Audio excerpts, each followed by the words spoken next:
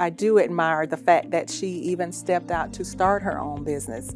Most people have those dreams and ideas in their minds and in their hearts, but she acted on hers and is doing phenomenal with that. ReNita is very caring, she's hardworking, she's dependable, she's determined.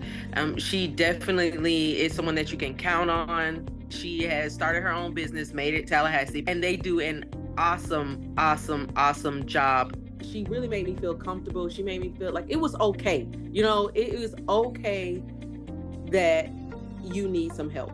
I think it's very important, for one thing, especially a senior person. They're very protective, like anyone would be in their, private spaces. So to be able to recommend or introduce them to someone that you know personally, that you can vouch for, and that you feel comfortable with, that makes them feel comfortable as well and more willing to allow them to come in and offer some assistance that they really need. She just really understands life, and that we all are in different stages in our life.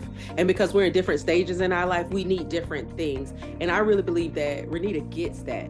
She really worked hard to get her business started and to get it to where it is today. So I think what others can learn from it is just stay dedicated, be committed, believe in yourself, because ReNita believes in herself and others believe in her. She's most proud of walking in her father's footsteps. He was a very successful business person as well. And just seeing her try that and continuing to put herself in rooms where she can receive entrepreneurial mentorship and some professional development. I constantly see her doing these things and getting different certifications and trying to learn more so she could grow her business, and I'm very proud of her for that.